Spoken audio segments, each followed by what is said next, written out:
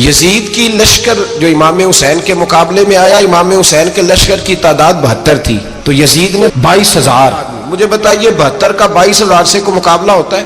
عمر بن سعد نے پھر عبید اللہ ابن زیاد کو لکھا کہ 22,000 بندے تھوڑے ہیں، کچھ بندے زیادہ بھیج. تو عمر بن سعد کو عبید اللہ ابن زیاد کہنے لگے کہ تو پاگل تو نہیں ہو گیا، 72 کے لشکر کا 22,000 بھیجا، اور کتنا بھیجو؟ تو اس نے کہا تمہیں یہ نہیں پتا یہ لوگ کون ہیں؟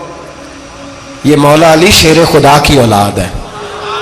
ان میں ایک ایک شخص ایسا ہے جو 1,000 کے مقابلے میں لڑنا جانتا ہے.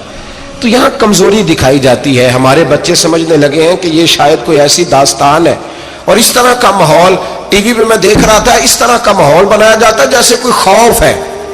یعنی واقع کربلا کوئی ایسا واقعہ جسے دیکھ کے خوف طاری ہو جائے، بچے راتوں کو ڈرے. وہ اکیلے درخت دکھائے جا رہے ہیں اور تیر دکھائے جا رہے ہیں. وہ یار کیا قوم کی تربیت کر رہے ہیں؟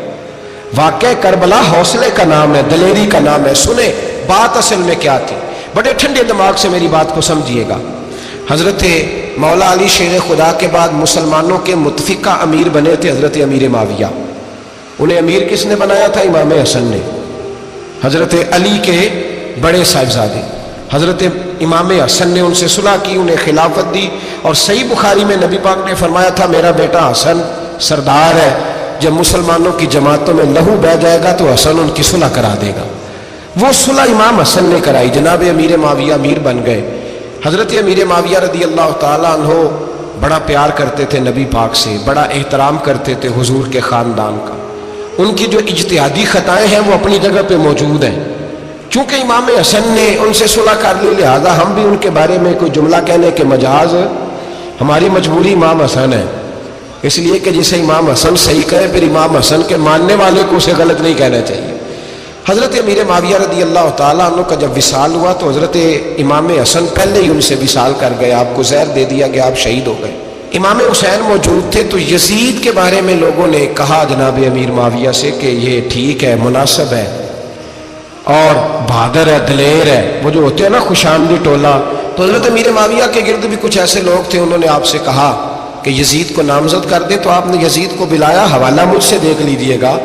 بلا کے فرمایا کہ 3 بندوں کے سامنے اپنی خلافت پیش کرنا، اگر وہ تجھے مان جائیں تو امیر بن جانا، نہ مانے تو چپ کر کے گھر بیٹھ جانا. وہ 3 بندے کون ہیں؟ جناب عبداللہ ابن عباس، حضرت عبداللہ بن زبیر اور امام حسین رضی اللہ تعالیٰ عنہ. یہ وصیت فرمائی جناب امیر معاویہ. ہوا یہ کہ یزید جب امیر بنا نا، 2-3 چیزیں ہوتی ہیں جب کسی بندے کو قابو کرنا ہوتا ہے، 2-3-4-5 چیزیں ایسی ہوتی ہیں جس سے بندہ قابو آتا ہے. تو اس نے بھی فوری طور پہ، یزید نے دیکھا میرے لیے مسئلہ کیا بن سکتا ہے. ولید بن عتبہ اس وقت مدینے کا گورنر تھا. یزید نے اس کو خط لکھا کہ امیر عرب کا رواج آج بھی ہے کہ جب تک نئے خلیفہ کی بیعت نہیں ہو جاتی پرانے کے انتقال کی خبر ہی نہیں دیتے، اس کو رکھے رکھتے ہیں. یہ ان کا طریقہ ہے. وہ کہتے ہیں کہ ولی عہد اچھی طرح قبضہ کر لے پھر بتائیں گے. حضرت امیر معاویہ کا وصال ہو گیا، بتایا نہیں. یزید نے اب کیا کیا، کیونکہ بڑا چلاک آدمی تھا، بڑا شاطر تھا، بڑا تیز تھا. اس نے ولید کو خط لکھا، کہنے لگا کہ فوری طور پہ عبداللہ ابن عباس کو بلاؤ، ان سے کہو میری بیعت کریں. یہ جو بیعت ہوتی تھی نا، یہ بھی سن لے کیا ہوتی تھی. یہ بیعت حلف ہوتا تھا کہ میں اللہ رسول کے نام پہ حلف دیتا ہوں کہ میں یزید کی اطاعت کروں گا، میں اس کے خلاف کوئی بغاوت نہیں کروں گا. کوئی یہ بیعت لوگ سمجھتے ہیں کہ بس ہاتھ پکڑنے کا نام بیعت تھا. اس بیعت کا متبادل جمہوری ملکوں کے اندر ووٹ آیا ہے. تو کہا بیعت کرے. حضرت عبداللہ ابن عباس کو بھی بلاؤ، عبداللہ بن زبیر کو بھی بلاؤ، امام حسین کو بھی بلاؤ. امام حسین آدھی رات کے وقت بیٹھے تھے مسجد نبوی میں، چونکہ 5 نمازوں کی آپ امامت کرتے. امام حسین نماز پڑھا کے عشاء کی بیٹھے تھے. جناب عبداللہ بن زبیر، عبداللہ بن زبیر کون تھے؟ یہ نبی پاک صلی اللہ علیہ وسلم کی پھوپھی پوتے تھے اور جناب صدیق اکبر کے نواسے تھے. حضرت عبداللہ بن زبیر اور جناب زبیر بن عوام عشرہ مبشرہ صحابی ہیں، ان کے بیٹے تھے. بہت زیرک آدمی تھے. یہ بھی امام حسین کے پاس بیٹھے تھے. عبداللہ ابن عباس بھی تھے جو حضور کے چچا کے بیٹے ہیں، اس امت کے پہلے مفسر ہیں قرآن پاک. یہ لوگ بیٹھے تھے. تو ولید نے ایک بندہ بھیجا، اس نے آ کے کہا جناب آپ کو گورنر صاحب نے بلایا ہے. تو عبداللہ بن زبیر کہنے لگے حسین اس وقت بلانے کی بات سمجھ میں نہیں آئی. تو امام حسین بڑے بصیرت والے تھے، اللہ نے بصیرت دی تھی. کہنے لگے عبداللہ آپ کو سمجھ نہیں آئی، مجھے سمجھ آ گئی ہے، امیر معاویہ وصال کر گئے اور یہ ہمیں جو بلایا گیا ہے نا، یہ یزید کی بیعت کے لیے بلایا گیا ہے. تو کہا پھر آپ آدھی رات کو نہ جائیں، آپ کے لیے خطرہ ہوگا۔ تو امام حسین فرمانے لگے خطرہ حسین کو نہیں ہوتا۔ نہیں کہا پھر بھی آپ مہربانی کریں ذرا احتیاط سے جائیں۔ تو جناب عبداللہ ابن زبیر نے، عبداللہ ابن عباس نے 14 بندے نیزے دے کے، تلواریں دے کے امام حسین کے ساتھ بھیجے اور کہا کہ امام حسین اگر اس نے کوئی غلط ملت بات کی نا، زبردستی بیعت کرنے کا کہا، تو آپ بس کوئی ایک بات اونچی آواز میں کر دینا، یہ سپاہی پیچھے آ جائیں گے۔ امام حسین ان 14 بندوں کو لے کے گورنر ہاؤس پہنچ گئے۔ جب آپ وہاں پہنچے، اس نے بتایا، اس نے کہا جی حضرت امیر معاویہ انتقال کر گئے اور آپ نے یزید کی بیعت کرنی ہے۔ تو امام حسین فرمانے لگے میں چھپ کے بیعت نہیں کروں گا، مجمع لگاؤ، جمعے والے دن اعلان کرو، جو طریقہ ہے حضرت ابوبکر صدیق کا، جو طریقہ ہے حضرت عمر فاروق کا، جو انداز حضرت عثمان غنی کا ہے، جو مولا علی کا ہے، سر عام اعلان کرو، اگر ساری دنیا یزید کی بیعت کرے گی تو میں بھی تیار ہوں۔ تم مجھ سے بیعت لے کے پھر لوگوں کو بتانا چاہتے ہو کہ حسین بیعت ہو کر رہے ہیں تو تم کیوں نہیں کر رہے؟ میں عام آدمی نہیں ہوں، لہذا چھپ کے بیعت نہیں کرتا۔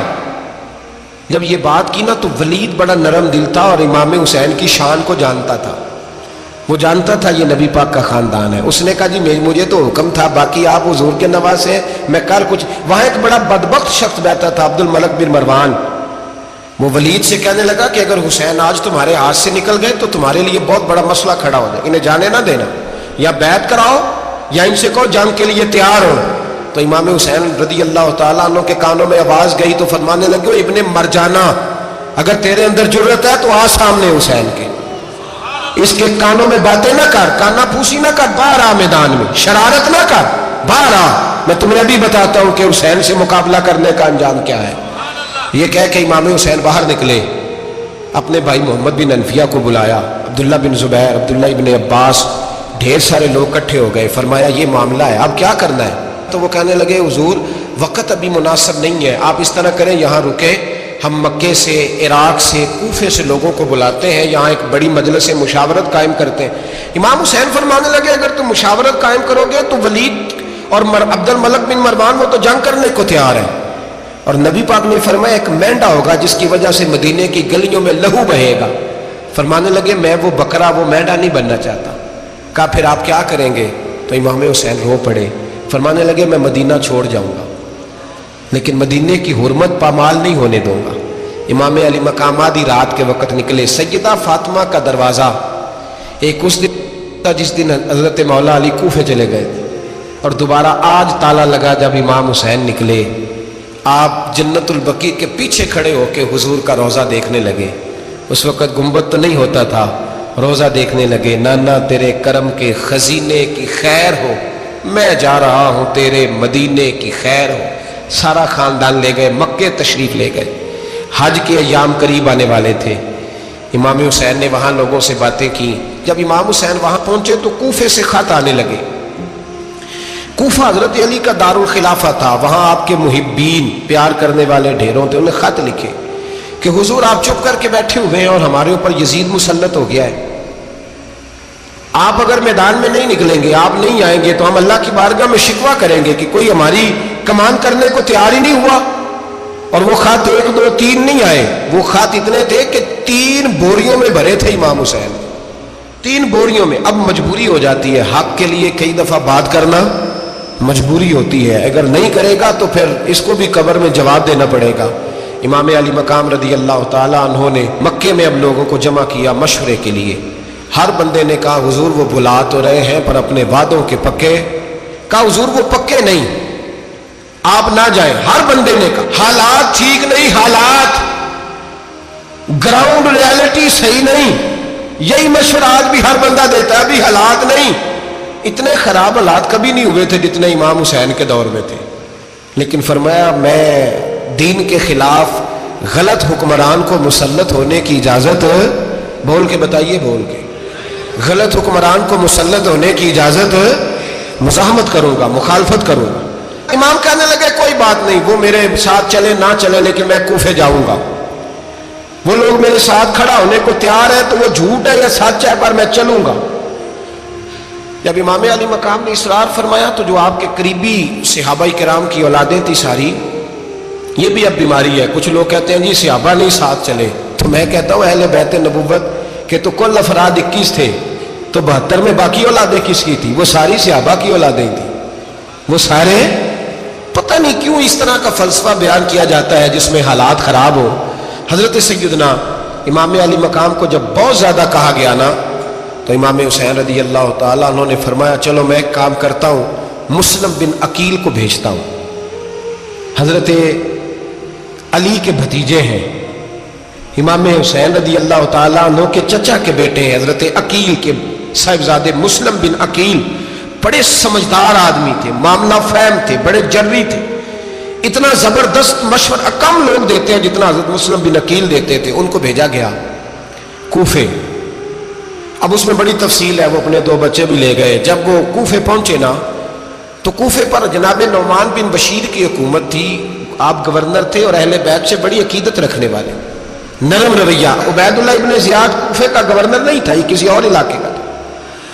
جب آپ وہاں پہنچے تو نعمان بن بشیر نے دیکھا کہ حضرت مسلم بن عقیل آئے ہیں تو لوگ دوڑے ان کی بیعت کرنے، بھاگے، اتنے لوگ جمع ہوئے کہ ایک دن میں 17,000 آدمی نے بیعت کر لی۔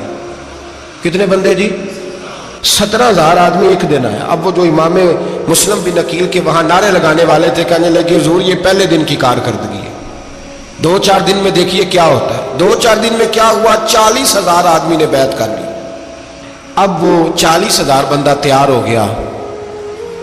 ادھر سے جو یزید کے وفادار تھے انہوں نے خط لکھا یزید کو کہ تو نے بڑا نرم آدمی گورنر بنایا ہے اور 40,000 بندہ چلا گیا حسین کی طرف، اگر ایک دن مسلم بن عقیل اور رہے تو جو تمہارا گورنر بیٹھے ہیں نا جناب نعمان بن بشیر، ان کو گورنر ہاؤس سے نکال کے مسلم بن عقیل قبضہ کر لیں گے، تو چپ کر کے بیٹھا ہے۔ یزید بڑا تیز تھا، اس نے ایک آدمی گھوڑے پہ دوڑایا۔ عبید اللہ ابن زیاد ایک اور علاقے کا گورنر تھا پر بڑا ظالم سا بدماش تھا، بڑا سخت گیر آدمی تھا۔ اس کو کہا کہ تو پہلے ایک صوبے کا گورنر ہے، جا تجھے دوسرا صوبہ بھی دیا۔ اس طرح کار فوری طور پہ کوفے پہنچ اور جا کے مسلم بن عقیل کو گرفتار کر، جو آدمی ان کا ساتھ پھر بھی دے اسے قتل کر دے۔ اس نے کیا کیا؟ وہ آدھی رات کو آیا، منہ چھپایا، جبہ پہنا، لوگ سمجھے امام حسین آ گئے۔ بہت سارے لوگوں نے اس کے نعرے بھی لگائے۔ وہ چپکے سے داخل ہوا اندر، اور چپکے سے داخل ہو کے اس نے سب سے پہلا کام یہ کیا کہ نعمان بن بشیر رضی اللہ عنہ کو معزول کیا، کوفے کی گورنر ہاؤس پہ قبضہ کیا۔ پھر اس نے اسی وقت سوئے ہوئے سرکردہ لوگ، جس طرح ایک گاؤں کا چودھری دوسرے کا محلے میں قبیلوں کے جو لوگ تھے چودھریوں کو بلایا، کچھ کو سزائیں دیں، کچھ کو سخت کہا، کچھ کو ان کے عیب گنوائے کہ وہ تمہارا فلانا مسئلہ پھر خراب کر دوں گا، بلیک میل کیا۔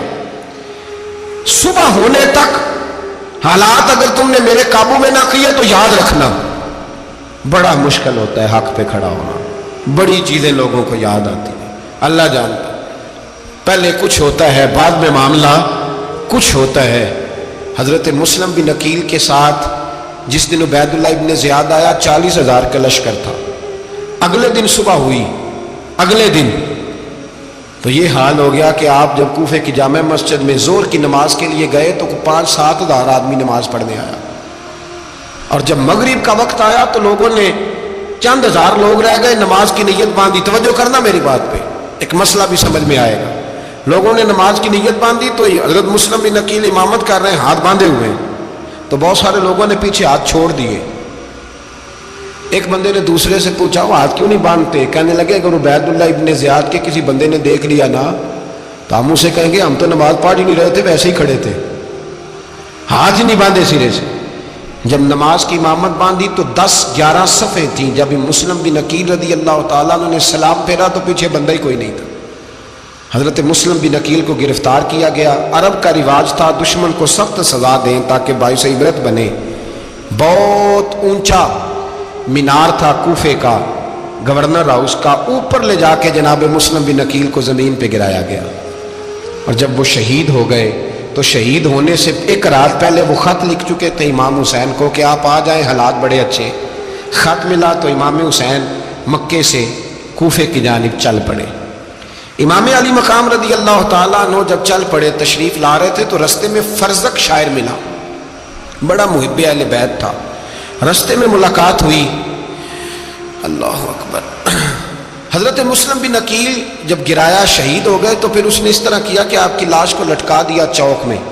لوگ دیکھتے تھے تو عورتیں بچوں کہتی تھی تو نے باہر نہیں نکلنا, ہم نے نہیں امام حسین کے ساتھ چلنا, بس بڑا خوف ہے, کوئی بندہ نہ باہر نکلے, کوئی نہیں ضرورت ہمیں, حالات بہتر ہوگی تو دیکھی جائے گی. آج کتنے لوگ ہیں, کتنی دیگیں پکی, کتنی نیازیں بٹی, کیا کچھ ہوا. آپ ناراض نہ ہونا, میں آپ میں سے ہوں, آپ مجھ سے ہیں, یہ بات آپ کی نہیں میری سب کی ہے. آج بھی اگر امام حسین کے نام پہ جان دینے کی باری آئے گی تو دیگیں رہ جائیں گی. ناراض تو نہیں ہو گئے آپ لوگ؟ فٹافٹ مائیں کہیں گی باہر نہیں جانا, بالکل پتر سانو کی لگے, سارا دن کوئی ہمارے لیے. وہ پیر صاحب تو کرتے رہتے ہیں باتیں, ان کا تو کام ہے, خبردار ہم نے نہیں جانا. دیگیں دینے کو سارے تیار ہیں, جانے دینے کو تیار ہونا. ناراض ہو گئے آپ لوگ؟ چلو کوئی نہیں, ہو جاؤ, خیر صلی اللہ ہے, بات تو ٹھیک کر رہا ہوں نا. حضرت امام حسین رضی اللہ تعالیٰ عنہ نے فرزق شاہ رستے میں ملا تو امام حسین کو کہنے لگا کہاں جا رہے ہیں؟ فرمایا میں کوفے جا رہا ہوں. کہنے لگا حضور نہ جائیے گا, لوگوں کے دل آپ کے ساتھ ہیں, تلواریں آپ کے ساتھ نہیں. سیدنا امام حسین رضی اللہ تعالیٰ عنہ کو آ کے کہا حضور وہ سارے کوفے والے مانتے ہیں کہ بات حسین کی ٹھیک ہے لیکن آپ کی سپورٹ نہیں کریں گے. اور اگلی بات فرزق نے یہ کی کہ حضور میں حضرت مسلم بن عقیل کی لاش کو لٹکی ہوئی دیکھ کے آیا ہوں کوفے کے چوک میں. بڑا ہی خوبصورت فکرہ ہے امام حسین کا. فرمانے لگے میرا بھائی لٹکا ہوا تھا, کہیں کسی کے آگے جھکا تو نہیں تھا؟ لٹکا ہی تھا نا, کہیں جھکا تو نہیں کسی کے آگے؟ کہا حضور نہیں. تو آپ فرمانے لگے اگر مسلم بن عقیل لٹک گیا تو حسین بھی لٹک جائے گا, لیکن جھکے گا. حضرت امام حسین تشریف لائے, بچوں سمیت آئے. حر بن یزید ایک شخص تھا. حر بن یزید ایک مختصر سا لشکر لے کے اس نے امام حسین کو ایک جگہ پہ روکا, پھر دوسری جگہ پہ روکا, بل آ کر تیسری جگہ پہ روکا. تو امام حسین نے فرمایا جگہ کون سی ہے؟ کہا حضور کرب و بلا. فرمایا بس یہی خیمے لگا دو, یہی. حضرت سیدہ زینب نے پوچھا امام حسین سے کہ سارے زمانے نے روکا ہے, ٹھیک ہے آپ حق پہ ہیں, یہ بھی سب نے کہا آپ حق پہ ہیں, پر روکا بھی سب نے, آپ روکے کیوں نہیں؟ تو ابن کثیر اور ابن اسیر لکھتے ہیں کہ امام حسین رو پڑے, کہنے لگے بہن میں رک جاتا پر میں نے رات کو نانا مصطفیٰ کو خواب میں دیکھا ہے. تو حضور نے فرمایا حسین اگر آج یہ رواج پڑ گیا نا یزید جیسے لوگوں کا تو قیامت تک پڑا رہے گا. پھر لوگ کہیں گے کوئی نکلا نہیں تھا تو ہمیں بھی نکلنا. پھر لوگ ظالموں کے سامنے گردنیں جھکانے کے عادی ہو جائیں. میں کہتا رہتا ہوں, کہہ رہا ہوں, کربلا کی جنگ کفر اسلام کی جنگ نہیں, کفر اسلام کی جنگ نہیں کربلا کی. کیونکہ یزید تو بڑا پکا نمازی تھا, خطبہ دیتا تھا. وہ تو جب امام حسین رضی اللہ تعالیٰ عنہ نے کربلا کے میدان میں جمعے کا دن تھا تو یزید کے سامنے کو بات کرنی شروع کی, عمر بن سعد کے سامنے. تو عمر بن سعد کہنے لگا حسین زیادہ باتیں نہ کر, ہمارا جمعہ لیٹ ہو رہا ہے, جنگ کے لیے تیار ہو, فٹافٹ آ. اہل بیت نبوت کو قتل کریں گے اور قتل کے بعد پھر نماز پڑھیں گے اور پھر کہیں گے اللہم صلی علی محمد وعلی آل محمد, اسی نماز میں پھر درود بھی پڑھیں گے. یہ کیسا مرتبہ ہے, کیسا انداز ہے, دوستی قاتل سے بھی مقتول سے یارانہ بھی. امام حسین نے حر بن یزید امام حسین سے کہنے لگا مجھے حکم ہے آپ کو روکنے کا, آپ آگے نہیں جا سکتے. امام صاحب نے فرمایا وجہ زمین اللہ کی ہے. اس نے کہا آپ بیعت نہیں کر رہے, یزید کی حالات آپ کے حق میں درست نہیں ہیں, آپ نہیں جائیں گے. امام روک گئے. ظہر کی نماز کا وقت ہوا تو حضرت علی اکبر امام حسین کے بڑے صاحبزادے انہوں نے اذان ظہر پڑھی تو حر بن یزید کے لشکر نے امام حسین کے پیچھے نماز ادا کی. کہا بھئی تم مقابلے میں آئے ہو, نماز پیچھے پڑھتے ہو؟ کہا حضور مقابلہ تو تلواروں سے کر رہے ہیں پر ہمارا دل تو مانتا ہے نا کہ مصطفیٰ کا نواسہ بڑی شان والا ہے.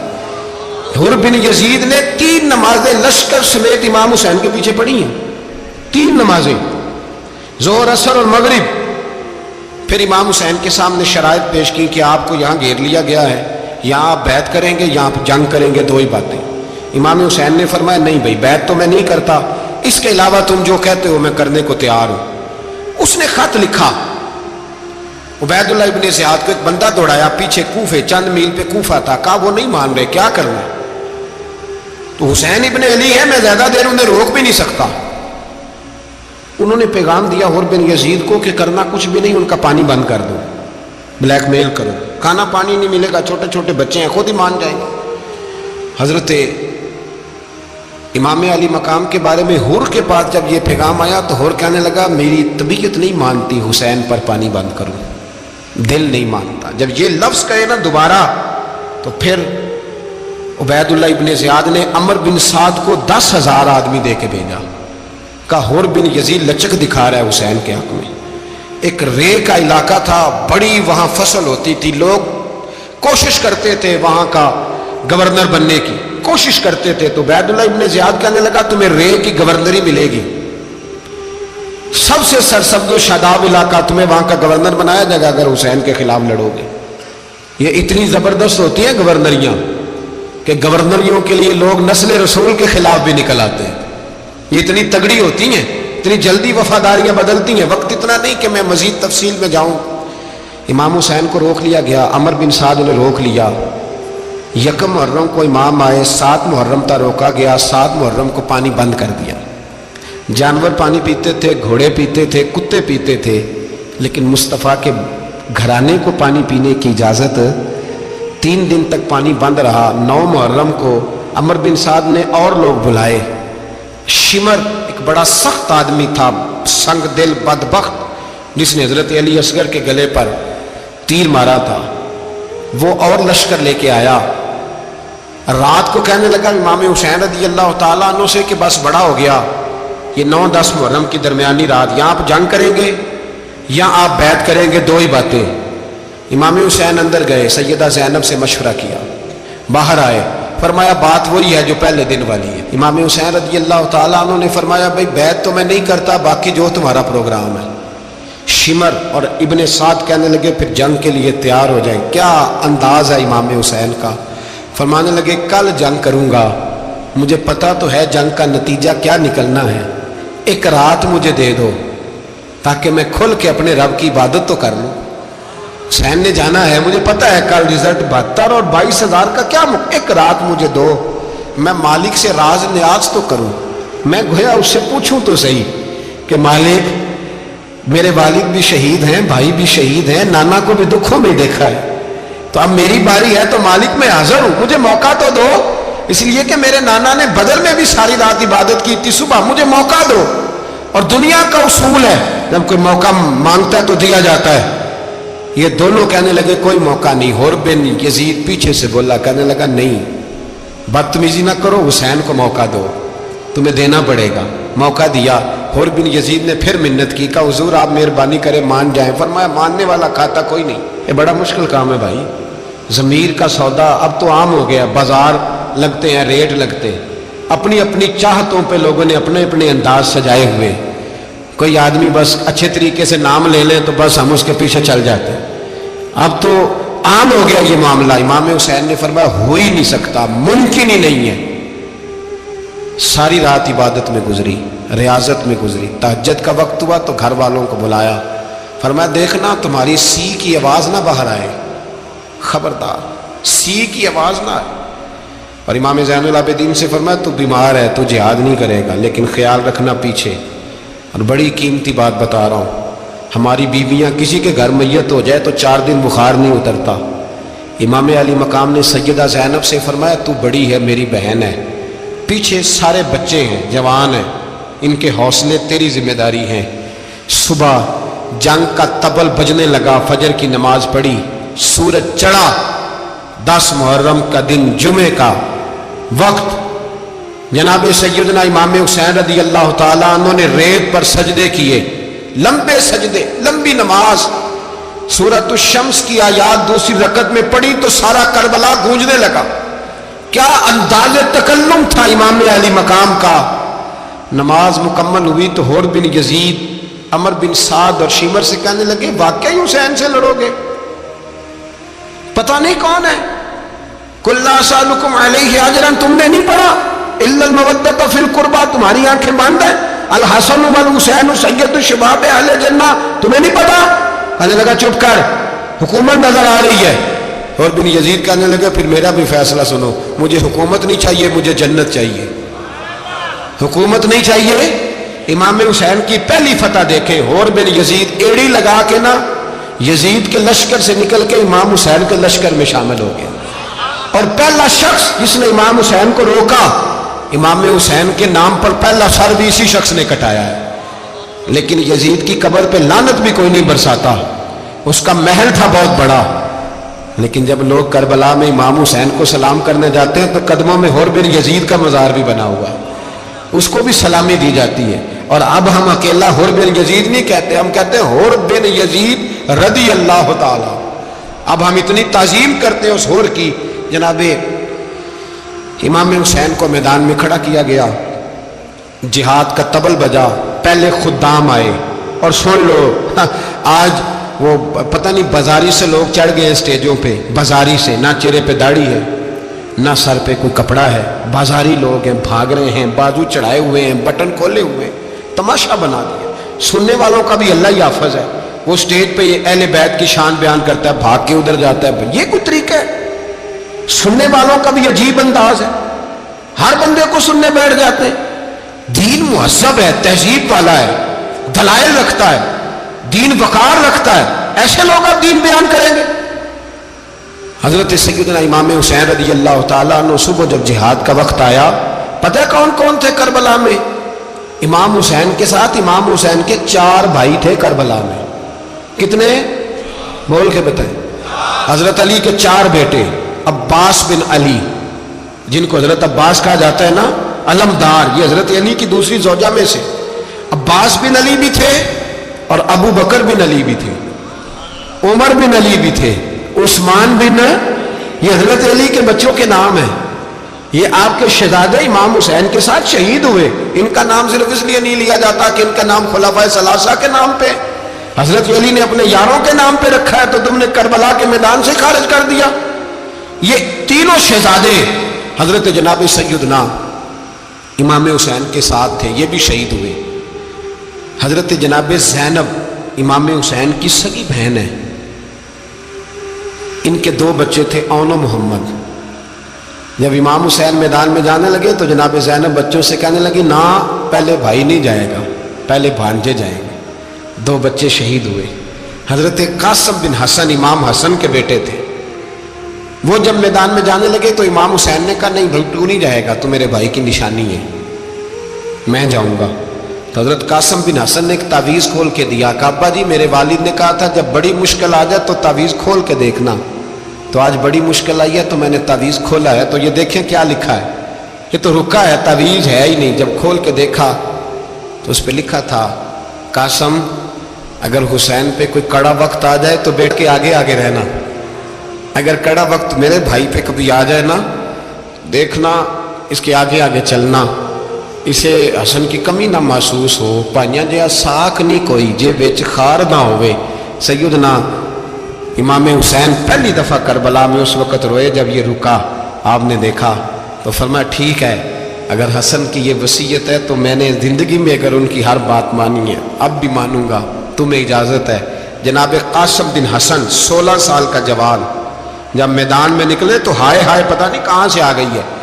امام قاسم بن حسن جب میدان میں نکلے تو تبری سے لے کر علامہ ابو الاسناد صاحب سب کو پڑھ کے تو دیکھو، 3 دن کی پیاس ہے، شدید آزمائش ہے، دکھ ہے، تکلیفیں ہیں، پھر بھی پہلی دفعہ جب میدان میں گئے ہیں واپس آئے ہیں 19 لوگوں کو قتل کر کے واپس آئے۔ سناؤ قصہ خیبر کو، تمامی اپنے بچوں کو، علی کی داستان سن کے دلوں سے ڈر نکلتا ہے، علی کی داستان سن کے دلوں سے، یہ جو بچے ڈر رہے ہیں نا، وہ چمگادڑ آ گئی، کاکروچ آ گیا، یہ خوف نکل جائے گا اگر حضرت قاسم بن حسن کی بات سنیں گے۔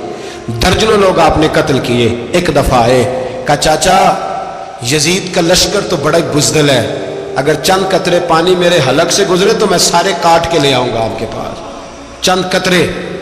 لیکن تھوڑی دیر گزری، عمر بن سعد کہنے لگا اکیلے اکیلے جاؤ گے تو علی کا پوتا ہے، یہ سب کو مار دے گا، کٹھے جاؤ۔ چاروں جانب سے تیر برسے، ایک تیر لگا آ کے گردن کے پیچھے، بس جناب سیدنا قاسم بن حسن گھوڑے سے نیچے گرے تو جناب زینب حوصلہ کر کے آنسو سمیٹ کے کہنے لگی، میں دیکھ رہی ہوں پردے کے پیچھے سے حسین میرے بھائی کا بیٹا گر گیا ہے، جا اسے اٹھا کے لا۔ حضرت امام حسین ان کو اٹھا کے لائے، تو امام حسین نے سینے سے لگایا ہوا تھا تو ان کے پیر، ان کا قد لگتا تھا امام حسین سے زیادہ ہے، اٹھا کے لایا، لٹا دیا گیا۔ امام حسین کے اپنے بڑے بیٹے میدان میں نکلنے کو، علی اکبر نام ہے، جب جن لوگوں نے حضور کو نہیں دیکھا تھا وہ جب کہتے نا ہم نے نبی پاک کا دیدار نہیں کیا تو بتاؤ کس طرح کے تھے، تو بتایا جاتا تھا کہ جناب علی اکبر کا دیدار کرو، ہم شبیہ مصطفیٰ۔ اور جب وہ گلیوں میں نکلتے تھے تو عورتیں چھتوں پہ چڑھ جاتی۔ جناب علی اکبر رضی اللہ تعالیٰ عنہ تلوار لے کے میدان میں نکلے، جوان بیٹے دینے بڑے مشکل۔ او یارو رٹا کیا ہے یہ تو بتاؤ، کہ ظالم آدمی حکمران، یار یہ رٹا ہے، ایک ظالم کا رستہ روکنا ہے، اس رٹے کے لیے ہم شبیہ مصطفیٰ۔ جناب سیدنا امام علی اکبر میدان میں نکلے، بڑے لوگ مارے، بڑے، پھر ایک تیر ان کے بھی گلے میں لگا، اور جب وہ گرے نا زمین پہ تو حضرت امام حسین دوڑ کے آئے، دوڑ کے، اور جب تشریف لائے تو ان کے گلے سے تیر کھینچا تو ایک جملہ لکھا ہے صاحب تبری نے، اس نے حد کر دی، کہنے لگے تیر کھینچا تو امام حسین کی آنکھوں میں آنسو آئے، کہنے لگے کاش جناب ابراہیم آج میرے سامنے ہوتے تو میں انہیں کہتا کہ آپ نے تو بیٹا ذبح کرتے وقت آنکھوں پہ پٹی باندھی تھی، دیکھو میں کھلی آنکھوں سے بچے ذبح کر رہا، کھلی آنکھوں، کاش جناب ابراہیم خلیل ہوتے تو انہیں کہتا۔ جناب علی اکبر بھی شہید ہوئے۔ حضرت علی اصغر کو تو اچانک اٹھایا تھا امام حسین، باہر نکلے تو گردن پہ تیر لگا تو 6 مہینے کا بچہ وہ بھی شہید ہوا، خون اچھالا آسمان کی طرف تو کہا مولا دیکھ لے، میں نے 6 مہینے والا بھی نہیں بچایا، وہ بھی دے دیا ہے۔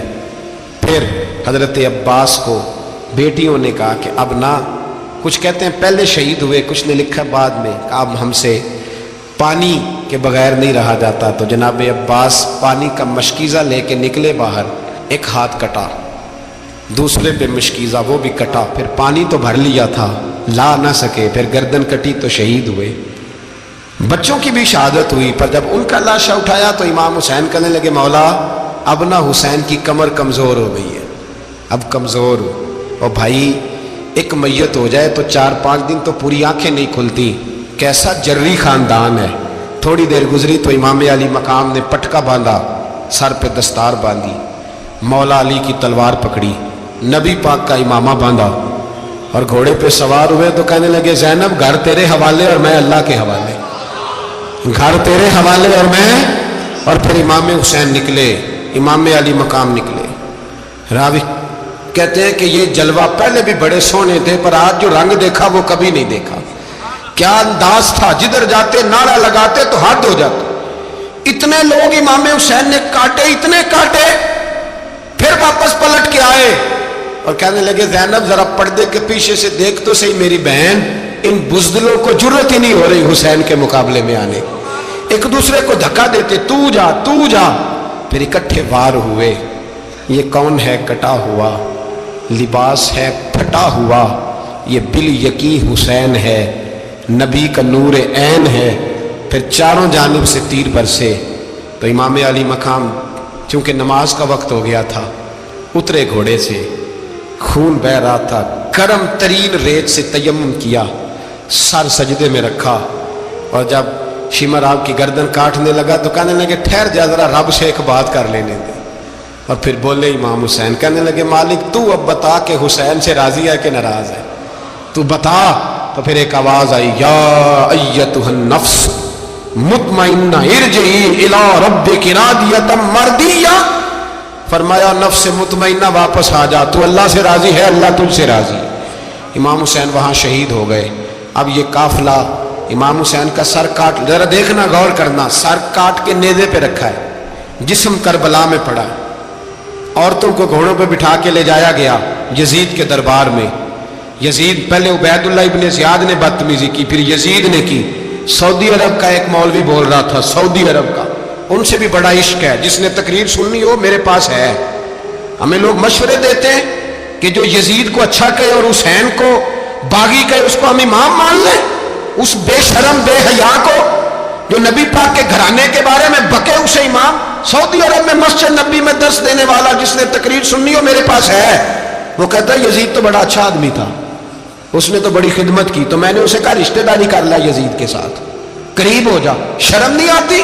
آج بھی نبی پاک کا دل دکھاتے ہو، حیا نہیں آتی، خیال نہیں آتا؟ اور لوگ گھر میں بیٹھ کے باتیں کرتے ہیں، کہتے ہیں جی جو بیت اللہ میں ہو وہ بھی برا ہو سکتا ہے۔ بیت اللہ میں تو 360 بت بھی تھے، وہ اچھے تھے۔